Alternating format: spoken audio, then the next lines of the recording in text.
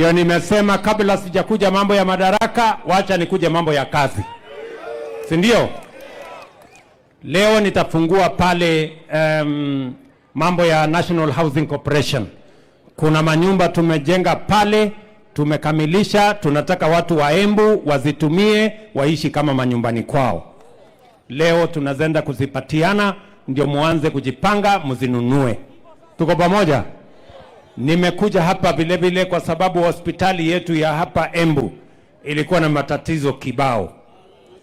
Sasa nikakuja pale, huyu Karinda akasema pale lazima ipangiwe vizuri.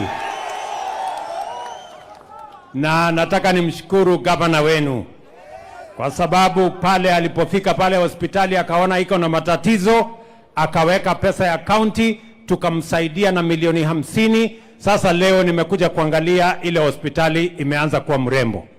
Na mimi nataka niwahakikishie ya kwamba nimetembea pale, nimeona kuna pengo nyingi za equipment. Kuna equipment nyingi ambayo haipatikani pale. Na tumekubaliana na governor wenu na county government, tutasaidiana tuweke equipment ya kutosha kwa sababu tunataka watu wa Embu wapate matibabu yao karibu na hapa nyumbani. Tumekubaliana? Mtatupatia nafasi kidogo tupitishe budget yetu, tuwanunulie equipment ndio watu wa Embu wapate nafasi ya kutosha, na nilisema nitakuja pale mwenyewe na nimeona wamefanya kazi mzuri, lakini equipment ndio bado aina ya kutosha, na tumekubaliana na gavana vile tutafanya. Sawa sawa? Hapa pia nimekuja kwa sababu ya mambo ya soko yenu. Mnakumbuka tulisimama hapa tukaongea mambo ya soko. Si namna hiyo? Pale soko imeungua mara nyingi. Watu wengi wamepoteza mali pale. Tumesema tunataka kujenga hiyo soko upya. Ndio leo nimefika hapa ili kuanzisha ujenzi wa soko mpya ya watu wa Embu hapa chini. Nyinyi mko tayari tupangane namna hiyo? Tumesema tunapanua hiyo soko mpaka ifikie wafanyabiashara 3,000. Tunataka kujenga soko ya gorofa kama 4 pale. Ndio nyinyi mpate mahali ya kuuza bidhaa yenu, mpate mahali ya kuendesha biashara yenu, ili watu wa Embu wasiwe na matatizo. Watu wanauza barabarani, wengine wanauza mahali ambapo hakuna choo, hakuna stima, hakuna maji. Tumesema hiyo tunataka kuweka nyuma yetu, tupange soko yenu vizuri pale, na ndio nimefika hapa kuianzisha rasmi. Tumekubaliana na mjumbe wenu, tumekubaliana na gavana wenu ya kwamba ile soko ni ya muhimu. Mimi nataka nijue kutoka watu wa Embu, hiyo soko ni ya muhimu kwenu ama tufanye kazi nyingine kwanza? Tufanye hiyo? Mume approve? Hebu ni wale wanasema tujenge soko, bas, very good. Pale kwa soko leo mimi nawawekea pale wifi. Na mimi naweka wifi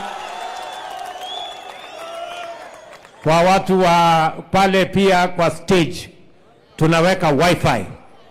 Hamutakuwa mnanunua bundles tena, mtakuwa mnaendesha biashara yenu pale. Mimi niliwaambia mambo ya kununua bundles tutaweka chini, ile kupiga simu tutawawekea wifi, mutapiga simu free of charge. Tunaelewana? Kwa sababu tunataka kusaidia kila mtu afanye biashara. Na mimi nimeona wajamaa wengine hapa wanaanza kusema ati wifi sasa watakuwa wanapatiana date. Wifi si ya kupatiana date. Wifi ni ya kufanya biashara. Date ni baada ya kazi. Ama mnasemaje? Mimi naona jamaa hapa anasema ati amebahatika sasa atakuwa anapatiana date bila ya kulipa. So mimi nataka tukubaliane tunaweka wifi hapa, na mimi nataka niwaambie watu wa Embu, as we committed ourselves that we are going to make it easier for Kenyans to trade. We are going to have wifi distributed in our country. Sasa hivi tumeweka hotspots 50. Tumekubaliana na wizara yetu ya kwamba wataweka wifi in 25,000 hotspots in the Republic of Kenya. Tunataka kila sehemu wananchi wanaweza kuendelea na mambo yao, communication iwe sawa sawa, na vile vile tunataka kutumia hiyo wifi kupanga ajira ya hawa vijana. kwa sababu tumepata nafasi nyingi. Tumepata nafasi ya ajira Marekani, tumepata nafasi ya ajira kule Ujerumani, tumepata nafasi ya ajira kule Ulaya. Lakini sio lazima uende ufanye kazi huko, unaweza kufanya kazi ukiwa hapa Embu, na ufanye kazi unalipwa na madola. Hiyo ndio kazi tumekubaliana na waheshimiwa hawa wenu.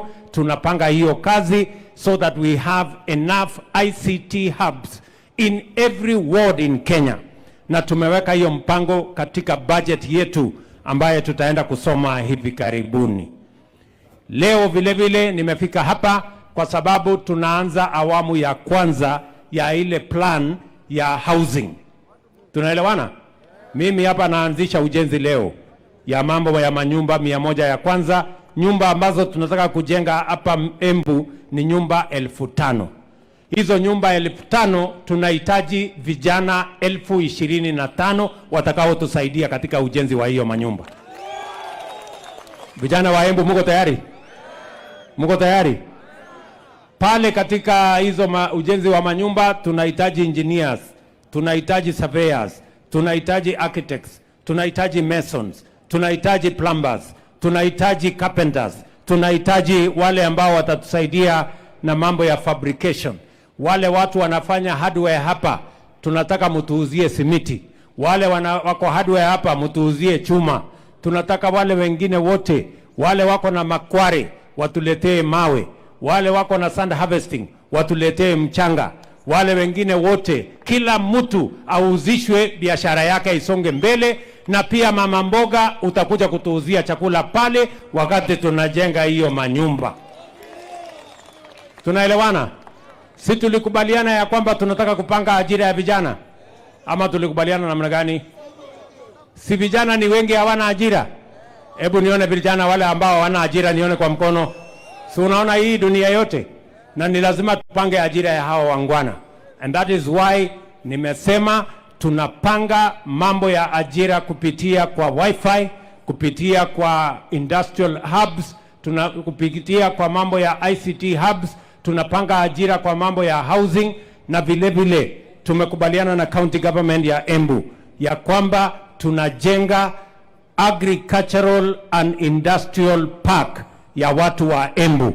County government inaweka 250 million, national government inaweka 250 million. Mukisoma gazeti ya leo, tayari tumetangaza kandarasi ya ile county aggregation and industrial park 14, ikiweko county aggregation park ya Embu County.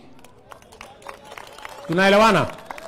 Leo tumeitangaza kandarasi kwa gazeti kwa sababu tunataka kujenga, ndio wakulima wetu wapate mahali ya kufanya agricultural aggregation, tupate mahali ya kuweka cold rooms, ndio musiwe muna mazao yenu inaharibika. Mupate mahali ya kupanga mambo ya value addition, ndio tuhakikisha kwamba tunaongeza dhamana, mkulima aweze kupata pesa zaidi, na tuwasaidie kupunguza mambo ya brokers, kupunguza mambo ya makatel, ndio kila mkulima apate haki yake ya jasho yake, ile mazao amezalisha shambani. Tumekubaliana watu wa Embu? Mimi nitarudi hapa hivi karibuni tukikamilisha hiyo kandarasi, tukuje tuianzishe hiyo mjengo hapa kwenu, ndio tuwe na mahali ya aggregation, tuwe na mahali ya value addition, tuwe na mahali ya cold rooms, ndio tuweze kuwasaidia kama wananchi wa Embu wakati tunafanya mpango wa taifa letu la Kenya. Watu wa Embu tunakubaliana jameni? Mnasema tuendelee namna hiyo ama mnataka tupangane na wale watu wanatusumbua? Tuendelee namna hiyo? Tupange ajira na tupange biashara na tuweke mkazo kilimo. Na nimesema hivi, nimekubaliana pia na gavana wenu ya kwamba hapa Embu nyinyi ni wakulima sugu sana wa mambo ya maziwa. Nyinyi ni wafugaji, na kwa sababu nyinyi ni wafugaji, tunawapatia milk coolers 20 mpya ambayo itakuja hapa Embu, ili mtumie kukusanya maziwa yenu, na muweke hiyo maziwa mahali kuna cold room, hiyo cooling facility.